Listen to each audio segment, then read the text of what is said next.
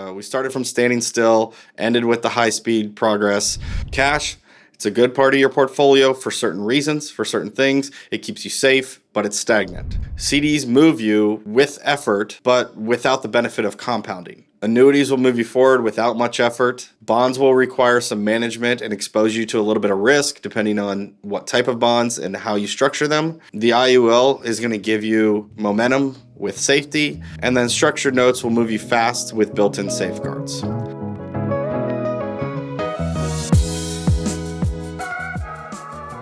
We'll go ahead and get started. I'm sure some people will be rolling in here. Just get rid of some of the housekeeping up front here for all of those compliance people that are watching and whatnot, is that everything that I go through today is for educational purposes.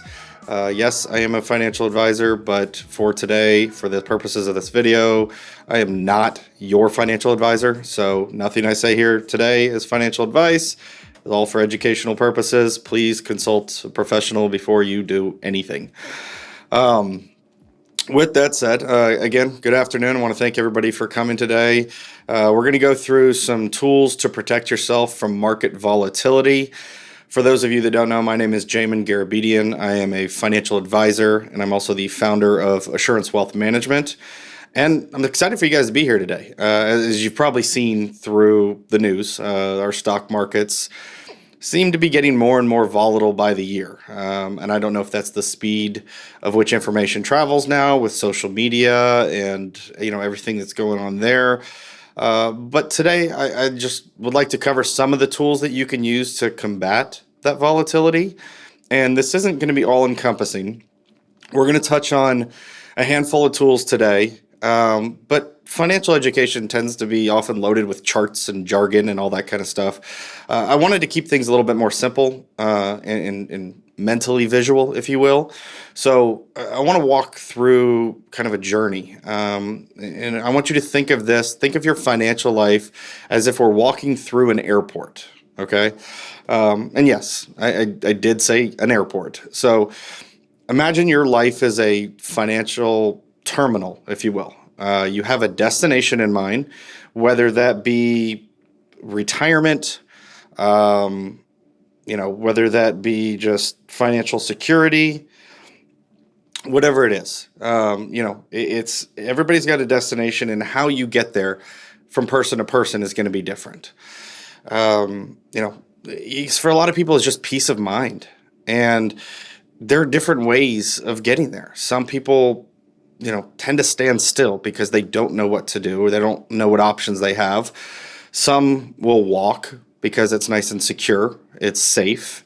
Some hop on those little moving walkways that you see through the airport. And then there's people like the parents from Home Alone, if you've ever seen the movie, where they're sprinting through the terminal.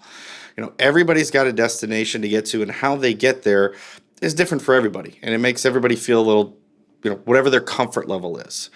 So today I'm going to show you 6 tools that people use, kind of how they work, the pros and the cons of each one of them, and who they're best suited for. And I want you to keep in mind that my personal belief is that there are no bad investments. We hear sometimes on the news about this product or investment is a bad investment for people. Nobody should ever use it. But in reality, each tool, when they're used for a specific purpose, they're used in conjunction with other tools to fit an overall objective or an overall strategy, they can all be beneficial in their own ways. It's just, there is no one size fits all for everybody. So there's no one tool that's going to be good for absolutely everyone in every situation, just like there's not going to be any tool that's bad for everyone either. So we're going to cover these tools in order of what I consider their financial momentum, from standing still to walking to speed walking on the little walkway. Each tool has its own place, and each one has strengths and weaknesses. So let's start at the beginning of those people that are just, financially standing still, maybe next to the walkway or parked up against the wall, whatever it may be. So in my eyes, standing still beside the walkway is the equivalent of being in cash. And to go through this, I want to tell you a little bit of a story of what I call the mattress millionaire. Now, a few years ago, there was a woman in Massachusetts that passed away and left her family stunned. Not because of what she left in her will, but because of what they found literally in her mattress. She had over $1.2 million in cash. She never trusted banks. She saved diligently for decades, but kept it all in physical dollars tucked in her mattress. And there's no growth there, there's no interest, there's just inflation that's eating away at her fortune. So, what felt safe to her slowly lost value. She thought she was protecting her future, but in reality, she had simply paused it. That's essentially what cash does for you. It can protect you. It can be there, when there's down markets, it's not going to go down. But cash is like standing still. It's just outside the moving walkway. You're not going backwards, but everybody around you is passing you by. You're not necessarily falling. You're very safe, but you're certainly not growing. So how it works is it's just liquid cash, savings, checking accounts, physical bills. There's no growth. There's no return, but you have full access and control to this money. So this amount of money, or this portion of your overall portfolio, is best for emergency funds, immediate purchases, and some ultra conservative savers. I mean, the pros to cash is, they say it's the king of liquidity and you can use it anytime for anything. It's for emergencies, last minute travel, impulse buys, whatever it may be. It's always ready when you need it. There's no market risk that comes with cash. So if the market crashes tomorrow and your cash is sitting there, it's not going to be affected by it at all. You won't lose any value overnight. And that's a comfort blanket for a lot of people. The third pro, if you will, is that it's very low stress. There's no fine print. There's no features. There's no volatility. You don't have to track anything or hire a financial analyst to figure out what's going on with it. It's just cash sitting there. It's peace of mind. It's in your wallet. So the cons of this portion of your portfolio is there's no real return, obviously. In most checking and savings account, they offer interest rate, but it's barely anything to register. Your $10,000 may earn you a cup of coffee annually in interest. Inflation is silently eroding your purchasing power. The inflation, at around 3% historically, and your cash is earning 0.02%. You're obviously losing money without even noticing it. The dollar value may still be there. It may still look like a $100 bill, but it's obviously going to buy less and less every single year. And there's no growth trajectory with cash. You're standing still while others are going right by you. And over time, your money just doesn't go anywhere. It's leaving you stuck at the gate. Again, back to the airport, you're stuck at the gate while others are boarding the plane. So, and I say all this to say that cash does have a role in every plan, and there's definitely a reason to be in cash and have a certain amount in cash at certain times. But if it's your whole plan, you're going to fall further behind the longer you stand still, the longer you stay in cash. And I know we've probably all heard the expression that cash is king, but I think it's funny when you listen to, if you guys have ever heard of a billionaire real estate investor, his name is Grant Cardone. He once said, cash ain't king, man. Cash flow is king. And what he meant by that is if you're sitting in cash, it's not doing anything for you. Get yourself in some sort of vehicle that's going to earn something. Get that money working for you so that you're compounding, you're growing your money, you're outpacing inflation. Which goes along with why I believe in most situations it's smarter to have your cash working for you in any manner. It doesn't matter how small or how, what vehicle it's in, as long as it's working towards something for you, which kind of brings us to the next vehicle, which is a CD. Now, a CD is like walking, let's say, next to the walkway or just walking on the carpet. And into this, I got another little story for you that, the guy I knew, his name was James, was proud of his savings. And every year he rolled over his CDs. He had a 3-month CD, 6-month, 1 year, always hunting for better rates. And he kept rolling CDs. And over a long period of time, his nest egg barely grew. And when he needed to pay for unexpected dental work, he had to pay a penalty just to access his own money, to get that money out of the CD. James was walking, sure, but the people on the walkway even the ones standing still, we're cruising right past them. CDs are safe, but they're also very slow and sometimes stagnant. Imagine walking through the terminal alongside the walkway. You're putting in some effort, you're moving along, you feel good about your safety and your pace, but others on the walkway that are just standing there are passing you by. Even if they're standing still, they're still moving faster than you are because they're on another vehicle, the walkway in this case. That's the world of certificate of deposits, or CDs. And how they work is you essentially put your money, you deposit money with a bank for a fixed term, say 6 months or a year, and they pay you an interest rate. It's that simple. They're conservative. They're good for conservative savers who want little growth without market exposure. They're FDIC insured, meaning that they're backed by the U.S. government. If something were to happen, up to $250,000 of your principal is safe, no matter what the market does. They're simple. They're familiar. I mean, I think everybody's grandma knows what CDs are, and everybody's probably had a CD at one point or another. You just deposit your money in, you wait, you collect interest, no roller coasters, no guesswork. And they've got a guaranteed return. So you know exactly what you're getting when you get into it. There's comfort in that certainty. And even if it's not exciting, you've got a guarantee there. So you don't have to worry a whole lot about what returns you're going to get. The cons to the CDs is that they're very low returns, especially in today's interest rate environment. Even high yield CDs often don't beat inflation. I mean, you may be earning 4% every now and then. You may be earning 5% these days. But what we've seen out of inflation and the cost of everything going up as drastically as it has, even CDs aren't keeping up with a lot of this. So that's one major downfall. Another is that there's early withdrawal penalties. I mean, life happens. If you need cash before the CD matures, you're going to pay lost interest or even a loss of principal. You may have to pay some penalties. And all that interest, or what little amount of interest that you are getting, it's taxed like ordinary income. So you may earn 3% and then lose a chunk of that to taxes. Not ideal.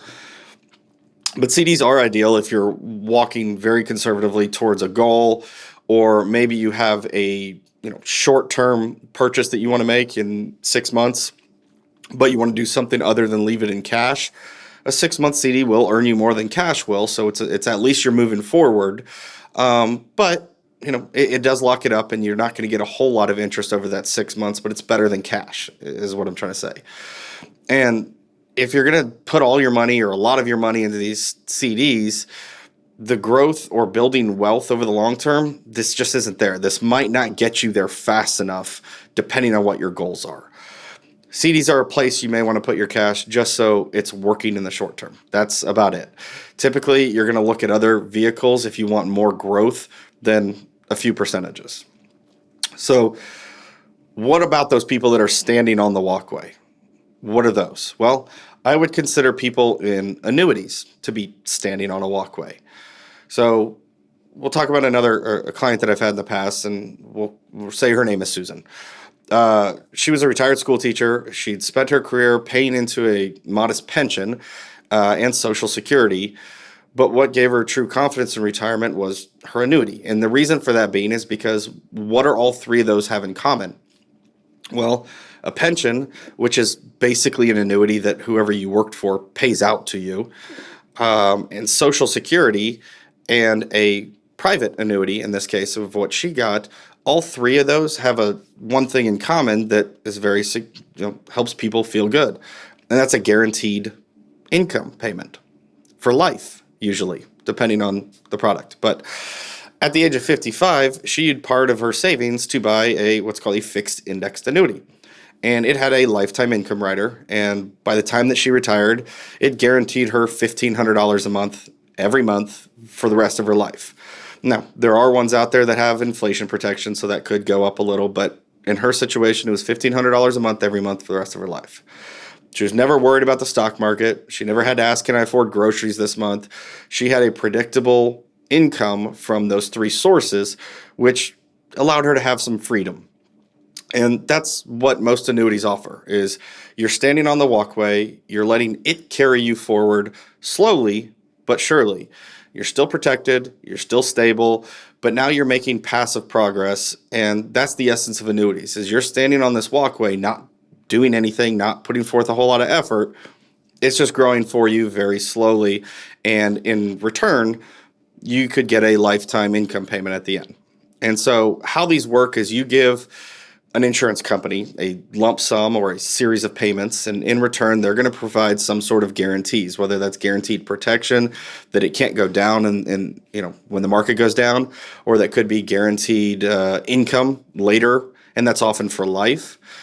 And annuities are best for people nearing or in retirement who want a predictable, dependable income, or that maybe they want to use an annuity for its guarantees and protection instead of maybe bonds, because a lot of times these annuities may have better upside potential than CDs, cash, or even bonds. And they also have the protection of the downside just like the rest of them do. So what are the pros is that, guaranteed lifetime for income. We talked about that. You can't outlive it. Annuities turn your savings into a paycheck that lasts as long as you do, and offering security where few other tools will do that. They're, again, pension, Social Security, and annuities, are three of the great ways to get predictable income. Another one is that they are tax-deferred growth. So like a retirement account, your earnings grow without being taxed until withdrawal, allowing compounding to work its magic. And then there are optional inflation protections in some of them where they can increase payouts over time keep up with inflation, which will preserve your purchasing power.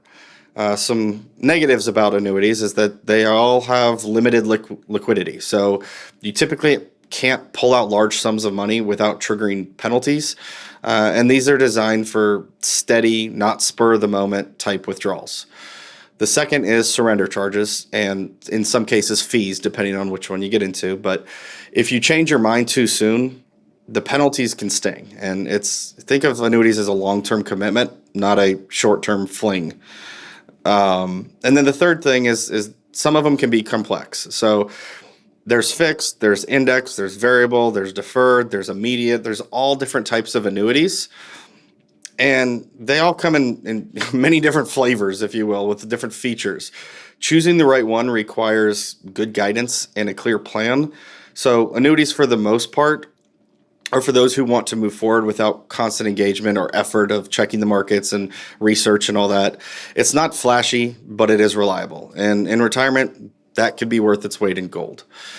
So moving on to the next one, step 4 here is, let's say that you're not on the walkway anymore, but you want to maybe move a little faster than what annuities are doing. And let's say you're speed walking next to the walkway. This would be bonds. And I'll tell you why I put bonds above or faster than annuities in just a moment. But in 1994, this is one of the things that I did kind of want to explain to you guys, because bonds can be risky, bonds can be safe. It all depends on how you use them and where you use them, just like any other tools. But typically everybody portrays bonds as just being this absolutely safe vehicle. And again, with these educational webinars, I'm just trying to open people's eyes to maybe a different outlook on these. And in 94, I think it was Orange County, California, they filed for bankruptcy. Why? Because their treasurer made a massive bet on leveraged bonds. And when interest rates rose, those bond values plummeted. The county lost, I think it was like $1.7 billion. And they had to file for bankruptcy as a county. And it's just a stark reminder that even safe assets like bonds can carry risk if invested in improperly. So bonds require some management. You're working harder to get them to move faster, but you're exposed. A slip in interest rate environment, and you can stumble with bonds. Now, you're speed walking through the terminal, trying to outpace everyone without the help of the walkway, and you're getting somewhere faster, but you're also a little bit more exposed. And that's what bonds are. Basically, how they work is that you loan your money to a government or a corporation, and they're going to pay you an interest rate. And you get your money back at maturity, and in the meantime, you get a bunch of interest payments. These are best for people that are seeking income, investors who want moderate growth and stability.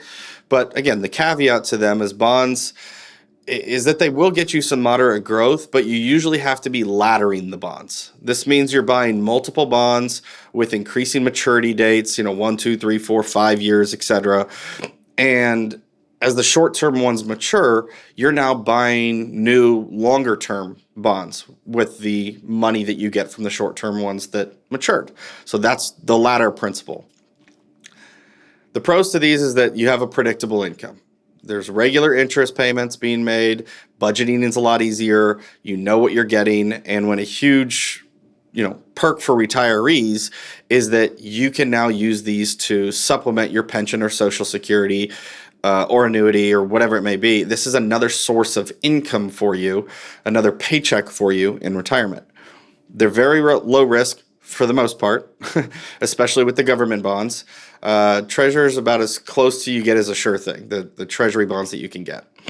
Now, default risk is near zero depending on the bonds that you get. Again, if you get higher quality bonds, which is why this does, I say that this is speed walking, because you do have to put a little bit more effort into the bonds section to figure out what bonds are good and bad for you. The third thing is that you can diversify your portfolio. Bonds typically don't move with the stock market. So when the stock market dives, bonds often help cushion the blow a little bit, and they may even go up. The negative to bonds is that there's low returns for the most part. I mean, they used to have very high returns, but in a low rate environment like we've been in for quite a while, bonds may not even be worth the inflation. They may not beat inflation, especially after taxes. Again, depending on how you set them up. And also there's interest rate risk. We talked a little bit about that. When the rates rise, bond values fall. So if you need to sell before maturity, you could lose money in a bond. This is especially true with bond ladders that we spoke about already. Those longer term bonds are more affected by interest rate hikes, and those interest rates go up, those long-term bonds can lose significant value. So if you have to get out of them early, you can actually lose money in bonds. The third thing is that there's limited upside with these. Once you lock in a bond, that's your return. No matter how great the market does, you're kind of stuck in cruise control. Bonds keep you moving, but they take an effort to manage, especially in volatile rates of rate environments.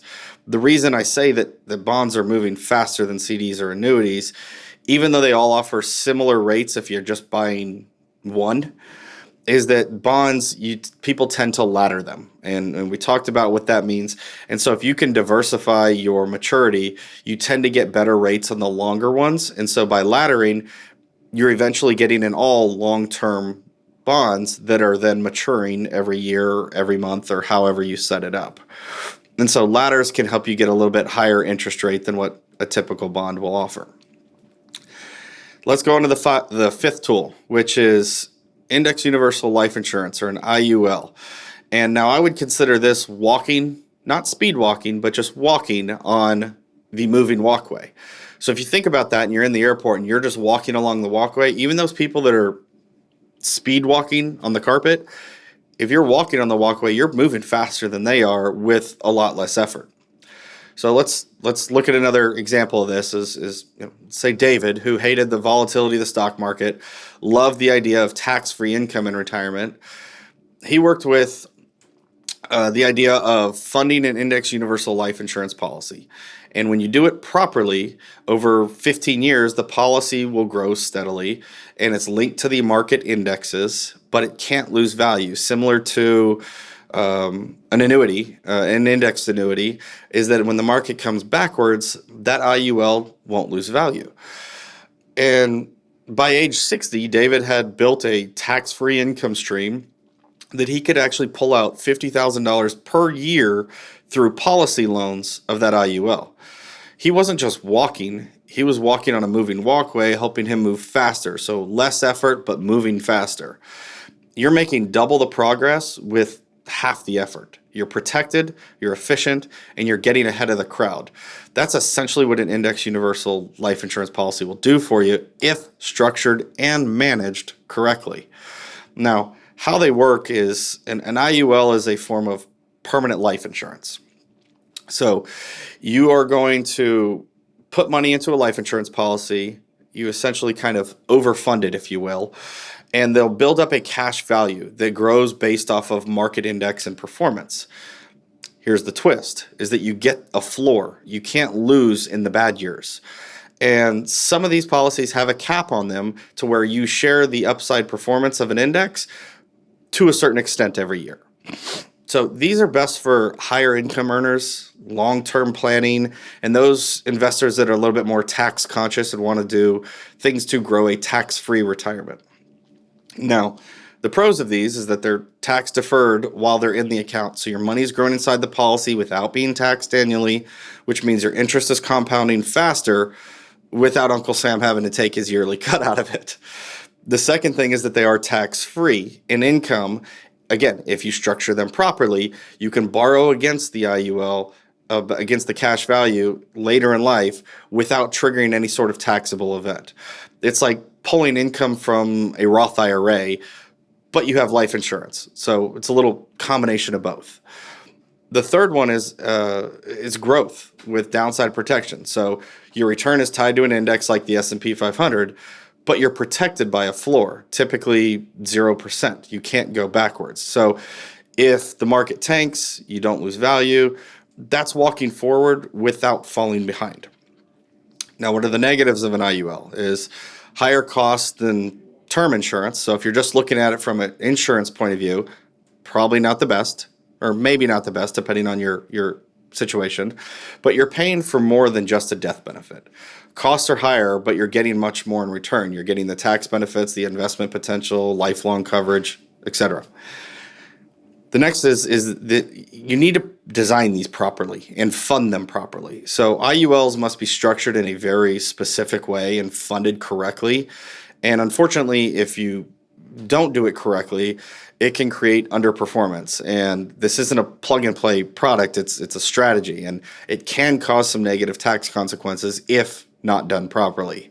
So it's not a short-term solution either. IULs shine in the long run. So if you're looking for a long-term strategy, if you're looking for creating an income for yourself way in the future, you may be looking at an IUL. This is not for short-term gains. This is not for a short-term vehicle. This is the glide and stride approach, if you will. You're protected, you're growing, and you're ahead of the curve. These are very similar to the annuities that we talked about, with the big difference being is that your health is going to decide your benefits on this one. The annuities, you just purchase it. With the life insurance, it does have a life insurance piece to it, so your health will decide the terms on it. You get the added bonus of also getting a death benefit where you don't necessarily with annuities. And the income from it's tax-free, whereas with annuities, it's taxed. So that's a little bit of the differences in an IUL and why it moves you a little bit faster down the road. The sixth and final product or investment that we're going to talk about today is now you're speed walking on the walkway. Okay, so this is about as fast as you can move without running or getting on a tram or getting on one of those carts that's always constantly running people over. And what speed walking on the walkway looks like is what we use our alternative investments or structured notes in our case. So let's say you're 63 years old, you're ready to retire, in a couple of years, and then the pandemic hits. It's 2019 and you're ready to retire, but 2020 comes along, the pandemic hits, and the market fell off a cliff. If you're in a typical stock portfolio, you're going to probably lose quite a bit of money and probably start panicking. What these structured notes allow you to do is, unlike your friends that are in all stocks, there's no need for panic. You can allocate a part of your savings or a part of your total portfolio into notes that have a downside buffer. And let's, in our client's case that they've seen this time and time again, we typically use a 20 to 25% downside buffer. And so while the S&P drops 18 or 20%, you know that your note is protecting your principal. In fact, your note in some cases may lock in some gains if the market's down 20%. So if the S&P didn't finish below 20 on your maturity date, then there's some leverage to the upside as well. So structured notes can be a little bit complicated and can be a little bit confusing for people, but think of it this way, is that they are a way of taking a piece of your portfolio and protecting a portion of the downside. So in this case, we said 20%. So the first 20% is completely protected. And then to the upside, a lot of them have leverage built in. And so if the market's up 10, you may be up 15 because of that leverage. There's a lot of ways to structure structured notes, and it all depends on what your situation is, what your goals are, and how you want to get these things built for your specific situation. So with structured notes, they are a little bit more complex. There's a little bit more to them. I do recommend everybody, speak with a professional before getting invested in anything like that. But again, going back to Karen, is while her friends are scrambling, you can be calm and confident and still speed walking towards retirement.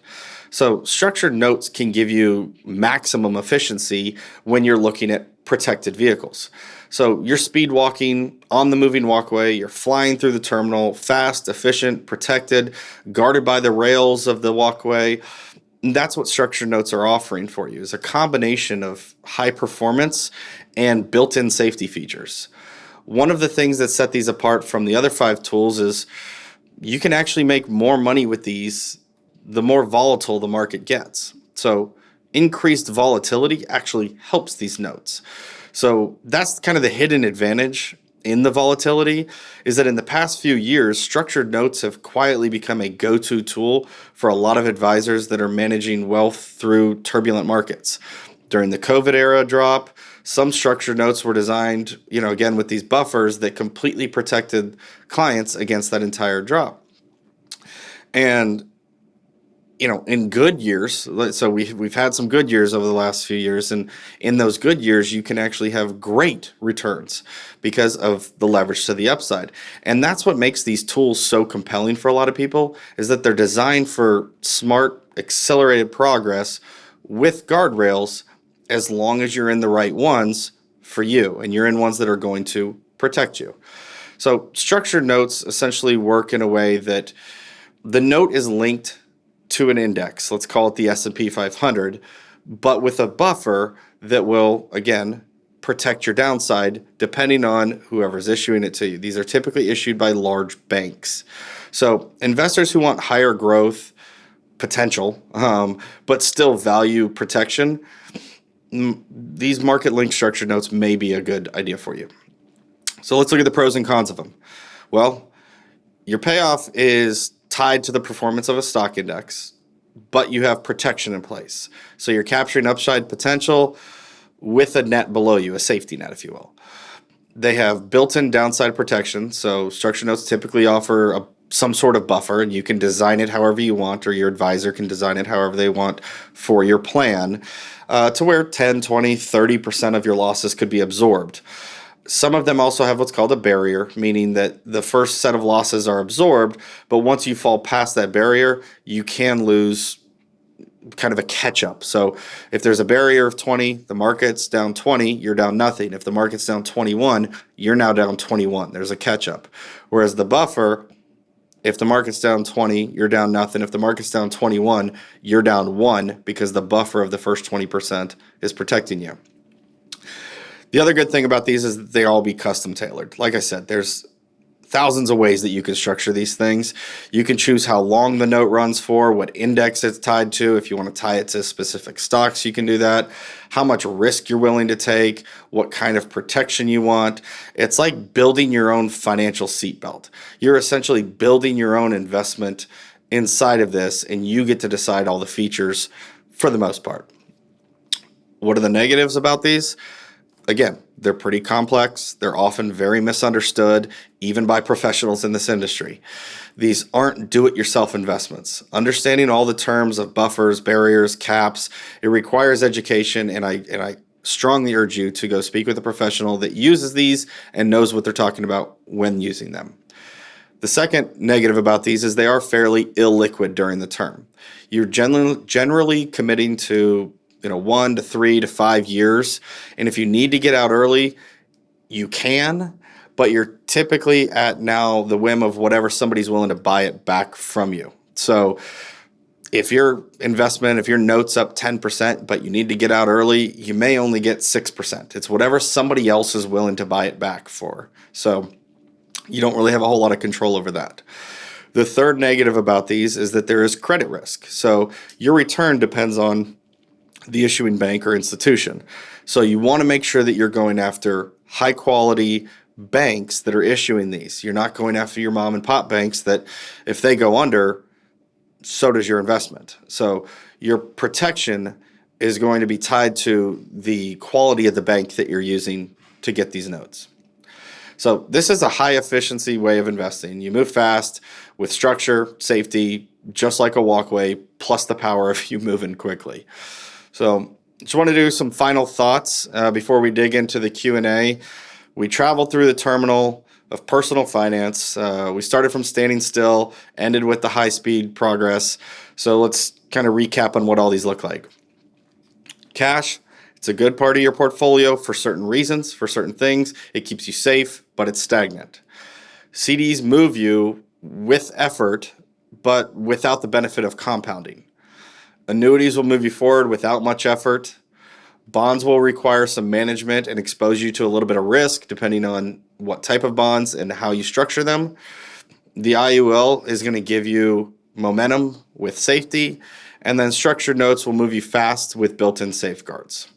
So some of you may be thinking, well, that's not all the investments that are out there. What about stocks? Well, stocks, think of those as like those motorized carts. They're fast, they're efficient, but they're subject to breakdowns, detours, crashes. You never know what's going to happen with them, and you don't control it because you don't own the company that you're investing in. So let's think about all the tools that we've discussed, as well as some of the tools we didn't discuss, such as stocks, there's options, private equity, hedge funds, real estate, all of that. We didn't go through a lot of that because I wanted to go through the safe options, the safe investments first. So if we put all those in an airport, and the more aggressive tools would be the people that are sprinting through the terminal, riding the tram, occasionally, they're going hectic through the terminal and they're occasionally bumping into people and maybe even getting knocked over. So think of all these different speeds at which you're going through the airport. Now, what happens if there's some sort of earthquake, aka a stock market crash? Which of the tools are most likely going to be the ones that will cause you to fall during the crash, maybe even missing your flight? And you think about things like just even a small tremor. If you're sprinting through the airport terminal, weaving in and out of people, and there's a small tremor, there's a higher likelihood that you're going to lose your balance and fall. You could miss your flight, you could get hurt, whatever it may be. So each tool has its place. The key is knowing where you are now and how fast you need to go to reach your destination, whatever that may be.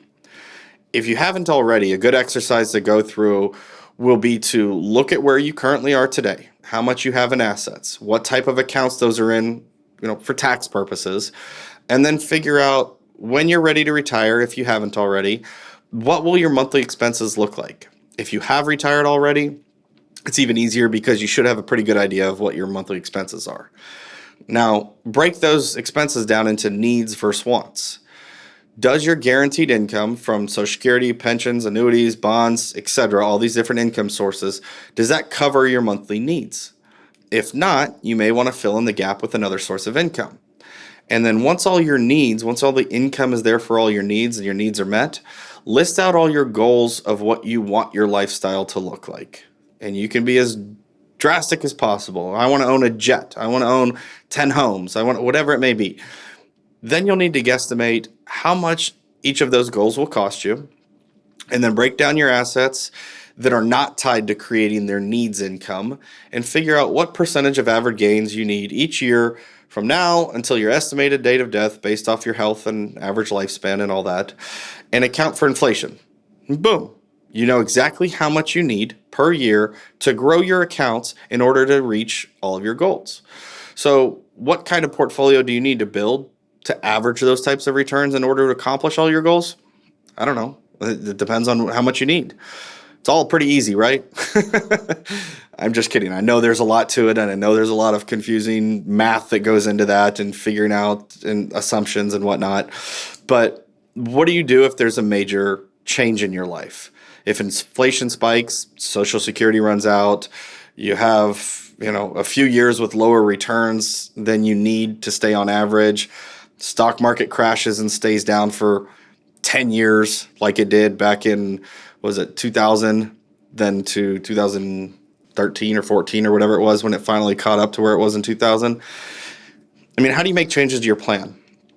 Well, that's where professionals come in. That's where we come in. We work with our clients to map out their journey, choose the tools that fit their goals, their timeline, their risk tolerance, and then we monitor everything on an ongoing, regular basis to make the necessary adjustments as life changes.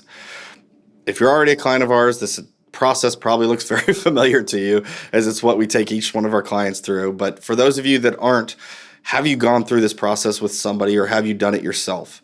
Do you know your needed annual average gain? Do you already know what will be done and the adjustments that will be made if there's any of these life-changing differences or scenarios that come up? If not, reach out to somebody that can help you. Reach out to us. We'd be happy to help, or reach out to another professional, but get some guidance and get a plan put in place so that way you're not surprised and subject to knee-jerk reactions when there's something that goes wrong in the market. With all that said, I want to say thanks everybody for joining today. We're nearing about the last 15 minutes, which is when I typically open things up for questions. Again, I want to thank everybody for coming. If you have any questions, I'll stick around for about the next 15 minutes and answer any of those. Again, if you have any questions that you want answered offline, feel free to go ahead and schedule a 30-minute call with me, and I'll be happy to answer anything, or shoot me an email. I'll be happy to answer anything for you. We hold these webinars every single month. It's always on a different topic. But today, again, I wanted to go through the tools that were safe to use in volatile markets and how each one of them acts a little differently and how they can be implemented into maybe your portfolio. So thanks again for joining today. Let's open it up for any questions that anybody has. See here, if my health isn't great and I can't get life insurance, what would you consider the next best option to accomplish the same things as life insurance? Well, it depends on what your goals are. So the next best option, I don't know necessarily what your goals are or what you're trying to accomplish. And that's a large part of how choosing the right investment, is knowing what your goals are. So, for example, if you are looking for that income stream, an annuity or a bond ladder, something like that can create an income stream. They won't be tax-free like the life insurance is. But they will create that income stream. If you're looking for a tax-free investment, then that's more of what you're going for rather than the income. You can look at Roth strategies, and there's a lot of different ways, depending on your situation, of putting a bunch of money into Roth accounts that will help you build tax-free investment accounts, and then you could pull money out there in retirement, and that'll be a tax-free income for you. It largely depends on what your goals are for that money. I don't know if you're trying to use an IUL for the death benefit or for the income or for the tax-free gain. I don't know. So it depends on which part of it you're trying to use. So the question was, after all of the 6 things that I talked about, does that mean that we don't use stocks in our portfolios? No, that's not what that means. Again, I just wanted to go through, this is not all encompassing. We did not go through every investment that's out there or every investment that we use. I just went through the 6 investment types that are designed for protection in volatile markets.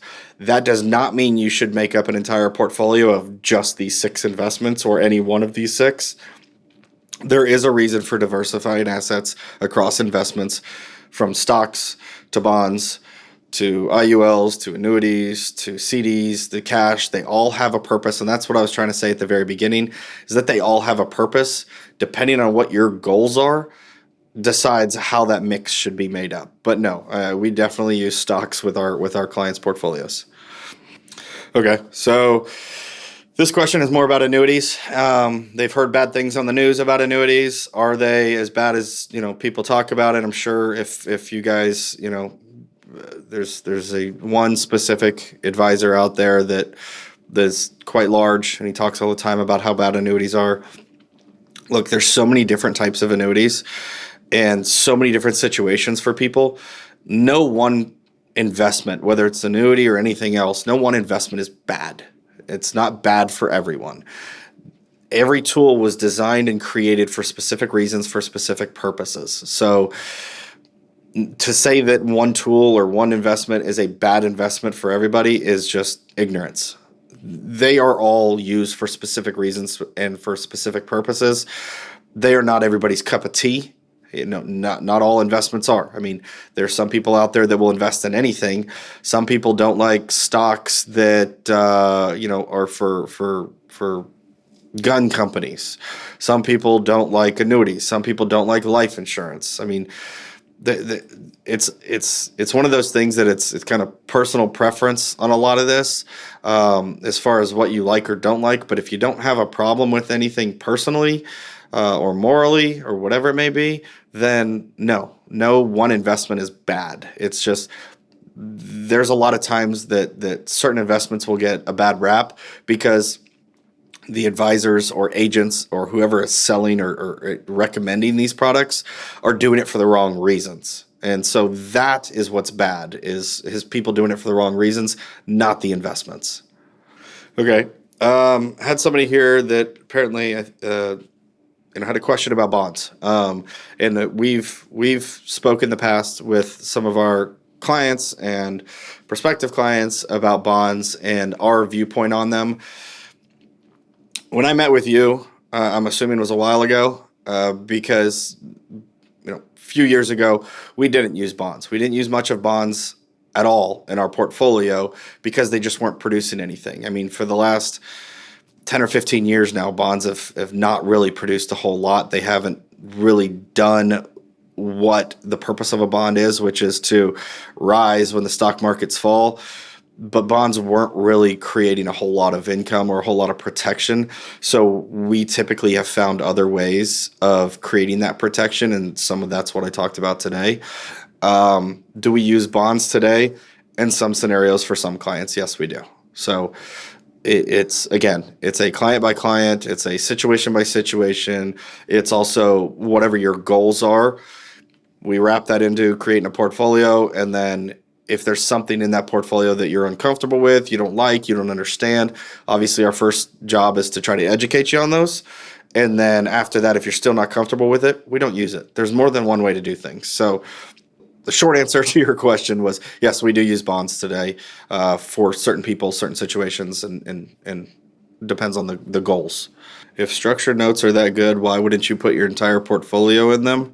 Because you don't want to put all your eggs in one basket, no matter what the investment is, no matter what it is, because they all have risk and they all have different types of risk. And so you don't ever want to put all of your eggs in one basket. You don't want 100% of your portfolio in any one stock or even in just stocks in general. You typically want to diversify amongst a bunch of different investment classes or an investments period, just because they all carry different types of risk. And so if you're in one specific type of investment and that whatever trigger causes that type of investment to lose a ton, you don't want it to lose everything because you're 100% invested in it.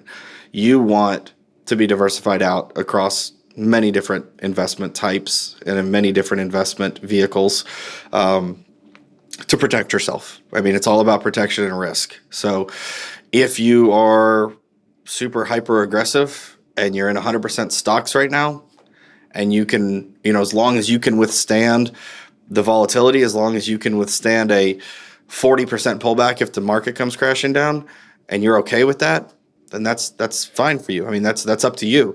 So everybody's situation is different, and I hate, kind of continue to repeat this, but everything is based off your goals and what you're trying to do, and it's also based off of what you're comfortable with. So that's why I would never recommend putting all of your investments into any one type of investment. Is just diversifying risk. All right, that looks like all of the questions that we had lined up in a queue. If you want, obviously, again, you can always reach out to me via email, phone call. You should see a spot on here where you could schedule a 30-minute meeting if you want, that we can talk, answer any questions you want to get answered. You guys have a great weekend. I thank you again for coming, and we'll be hosting another one of these next month, and we'll hope to see you next month. Thanks, guys.